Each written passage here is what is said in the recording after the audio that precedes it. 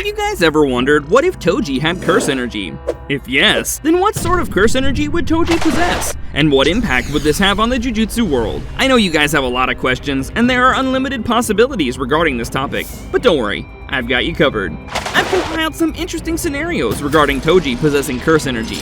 Sit tight and watch till the end, because you wouldn't want to miss out on anything. So let's start firstly with the most important question here. What would be Toji's curse technique if he had curse energy? I mean, that's what actually matters. Having a weak-ass curse technique won't even matter and would actually make Toji vulnerable. However, in this scenario, Toji possesses the ultimate curse technique of the Zenin clan, the 10 Shadows. Despite this, Toji still hates the Jujutsu world and the Zenin clan, and just like the original timeline, he decides to leave his family and keep doing all that underground stuff. At this point, we have to keep in mind that Toji doesn't possess inhumane physical prowess, owing to his curse technique. In case you've been living under a rock and don't know anything about it, I'll explain. The reason Toji is so damn overpowered in the original timeline is because of something known as a heavenly restriction. Even though Toji doesn't possess inhumane physical abilities, he's still quite overpowered because of his 10 Shadows technique and well renowned in the underground world. The story will proceed similarly to the original timeline, with Gojo and Okito being tasked with escorting Rika, and Toji being hired to take them down. Considering Toji, he will most probably take some precautionary measures and attempt to wear out Gojo, like the original storyline. His plan proceeds just as he wanted. Being a youngster, Gojo is not well versed with his curse technique, and cannot keep fighting sorcerers for 2 days straight. Just as they reach Tengen's temple, they get confronted by some mysterious sorcerers. Gojo asks Geto to take Rika alongside him inside the temple. In the meantime, Gojo takes down the sorcerers rather easily, and has also sensed Toji's cursed energy. He mocks him for using these underhanded methods and challenges him to face him alone. With this, Toji reveals himself, stating that he was just testing his abilities. Without thinking anything, Gojo ambushes Toji, but he dodges his attacks rather easily. At that time, Gojo had not mastered reverse curse technique and purple. Despite this, the battle proceeds for quite some time. Toji summons his shadows and utilizes curse weapons to take on Gojo. However, Gojo's limitless technique proves too much for him. Toji was expecting Gojo to be significantly weakened by all those sorcerers, but much to his surprise, he was still strong AF. Gojo starts overpowering Toji as the battle continues and eventually deals a fatal blow. Realizing that he stands no chance against Gojo anymore, Toji decides to take him down alongside himself.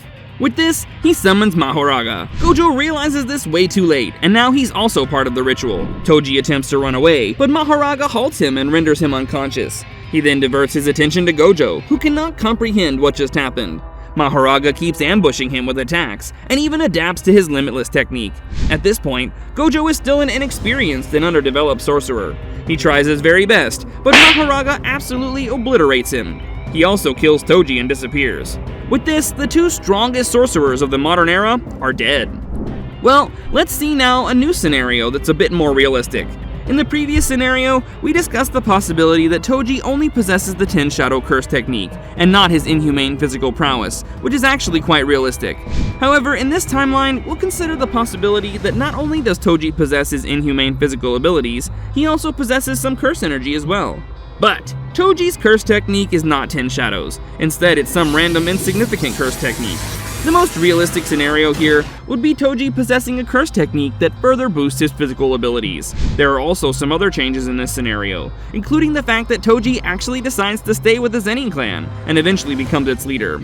Even though the elders are against him becoming the leader because he doesn't possess the 10 Shadows, his overwhelming abilities prove more than enough for him to dominate the entire clan. Now, this is where the fun begins. Even though Toji reigns supreme over the Zenin clan, he wants to take over the entire Jujutsu world, but the only hurdle in his way is Gojo Satoru. Ever since Gojo was born, Toji has been planning to kill him, and after a long time, he finally gets the perfect opportunity. In this alternate reality, Gojo and Geto are assigned the task of escorting Rika with multiple organizations. Being a member of the Zenin family, Toji possesses an insane amount of curse energy, and is quite adept at utilizing curse weapons.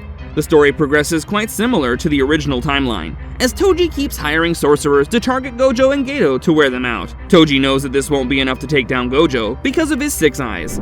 Being the leader of the Zenin clan, Toji had access to all the hidden information related to the 6 eyes and the Limitless. Just as Gojo and Geto reach the temple, Toji and his men ambush them. Gojo instructs Geto to take Rika inside as he takes care of the measly sorcerers. In the original timeline, Gojo had actually managed to kill Toji because he was unable to sense him because of his heavenly restriction. However, in this scenario, Toji had actually managed to kill Gojo because he was unable to sense him due to his heavenly restriction. However, in this scenario, Toji can't rely on that and has to face Gojo head-on. Tojo is confident that he can take down Gojo because he knows everything about him, and his mastery over his curse technique further boosts his confidence. After Gojo folds his lackeys, Toji takes him by himself. With his overwhelming physical abilities, Toji manages to get the upper hand in the beginning of the battle, but Gojo eventually gets used to it. The battle ends with Toji biting the dust because he can no longer hide from Gojo, who uses his red to tear him into shreds. Following this, Gojo and Geto take Rika back to her home as she desires, and even go up against the entire Jujutsu Society for her. Toji's death fixes a lot of things, as Geto won't go rogue and will keep supporting Gojo. The only difference this will make is the fact that Megumi will eventually become the leader of the Zenin clan, as Gojo won't take him in. This will also ruin Kenjaku's plan, as Geto won't die to make for his perfect vessel. We might not even see Yuji in this timeline, as Megumi won't be there to save him when he and his friends unleash Sukuna's finger, and might die during that incident. Now that we've considered the most realistic theories, it's about time we discuss something that's highly unlikely, but we would love to see this. In the third scenario, Toji possesses both the 10 Shadows technique and the inhumane abilities. This basically makes him the strongest sorcerer, right? The beginning of this scenario is quite similar to the previous timeline, with Toji becoming the leader of the Zenin clan. And just like the previous timeline, Toji wants to get rid of Gojo to reign over the Jujutsu world. The story proceeds quite similarly to the original timeline, as Toji hires some people to wear out Gojo and blah blah blah. In the end, he confronts Gojo in front of Tengen's temple. Gojo was no match for Toji in the original timeline, and now that he possesses the 10 Shadows technique, Gojo stands no chance as he absolutely obliterates him. He even gets rid of Geto and Rika. With this, Gojo Satoru is dead, and no one can dare stand in Toji's way to rule over the Jujutsu world. Time passes by, and his son Megumi eventually joins the Jujutsu High. Even though the Zenin clan is controlling him, Megumi is still a kind-hearted guy. Like the original storyline, Megumi is tasked to retrieve Sukuna's finger from Yuji's school. The story continues, as Yuji eventually devours Sukuna's finger, and Sukuna takes over. One finger Sukuna kills off Megumi and escapes into the city. The Jujutsu sorcerers have failed to capture him so far, and with no other option left, they ask Toji for help. They also inform him about Megumi's death, and even though he was not interested in his son, he still gets angry and decides to kill Sukuna. He eventually comes across Sukuna and manages to defeat him rather easily. Even though Toji wants to kill Sukuna, the higher-ups want to feed Yuji the remaining fingers and execute Yuji. Reluctantly, Toji agrees to this. From that point onward, Toji keeps collecting Sukuna's fingers and keeps feeding Yuji, who's basically trapped. Eventually, Toji has fed Yuji 10 fingers, but he hasn't transformed into Sukuna once, which shocks him. He then decides to feed him the remaining fingers all at once. This ensures that Yuji transforms into Sukuna and breaks through his shackles. Before they feed Yuji the fingers, it's decided that Toji will execute Yuji himself, because the others are no match for him. With this, the battle begins. Toji summons all his shadows, including Mahoraga, at once, and challenges Sukuna to a battle.